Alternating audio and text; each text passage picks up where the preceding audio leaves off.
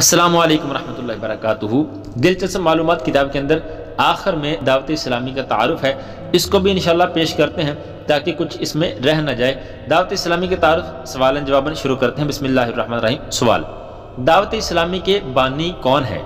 جواب: تبلیغ قرآن و سنت کی عالمگیر غیر سیاسی تحریک دعوت اسلامی کے بانی شیخ طریقت امیر اہل سنت حضرت علامہ مولانا ابو بلال محمد الیاس عطار قادری رضوی ضیائی دامت برکاتہم العالیہ ہیں۔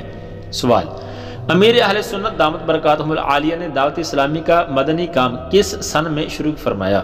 جواب: 1401 ہجری مطابق 1981 عیسوی۔ سوال: دعوت اسلامی کا پیغام اب تک کتنے ممالک میں پہنچ چکا ہے؟ جواب: الحمدللہ عز وجل تقریباً 200 سے زائد ممالک میں۔ سوال: دعوت اسلامی کا مدنی مقصد کیا ہے؟ جواب: مجھے اپنی اور ساری دنیا کے لوگوں کی اصلاح کی کوشش کرنی ہے انشاءاللہ عز وجل۔ سوال: دعوت اسلامی کی مرکزی مجلس شورا کتنے اراکین پر مشتمل ہے؟ جواب: دعوت اسلامی کی مجلس شورا فی الوقت 26 اراکین پر مشتمل ہے۔ سوال: مدنی انعامات و مدنی قافلہ سے کیا مراد ہے؟ جواب: مدنی انعامات سے مراد امیر اہل سنت مد ظلہ العالی کی جانب سے اسلامی بھائیوں، اسلامی بہنوں، جامعات المدینہ و مدارس المدینہ کے طلباء و طالبات اور مدنی منوں کو عطا کردہ سوالات پر مشتمل وہ رسائل ہیں جن کے مطابق عمل کر کے نیکیوں میں اضافہ اور گناہوں سے بچا جا سکتا ہے، جبکہ مدنی قافلے سے مراد عاشقان رسول کے ساتھ سنتوں کی تربیت اور علم دین کے حصول کے لیے مختلف مقامات پر سفر کرنا ہے۔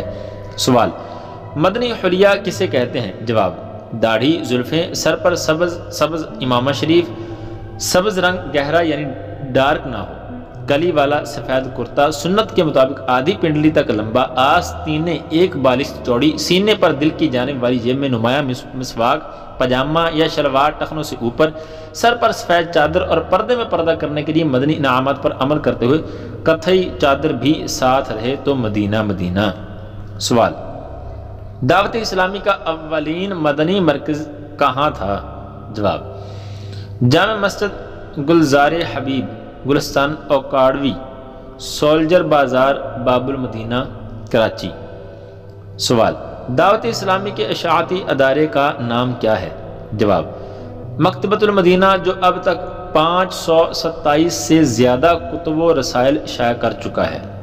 سوال: دعوت اسلامی کتنے شعبہ جات میں کام کر رہی ہے؟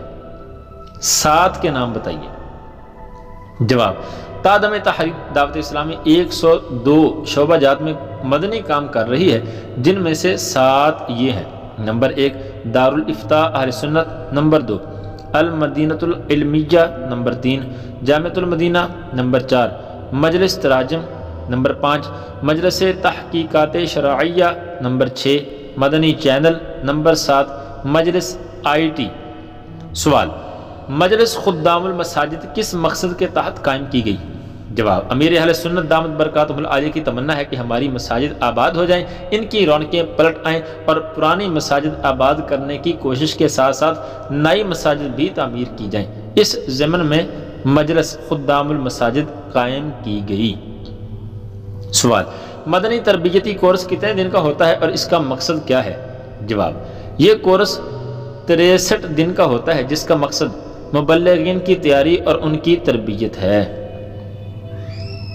Hello friends, if you are new, subscribe to this channel and press the bell button so much more. Thank you.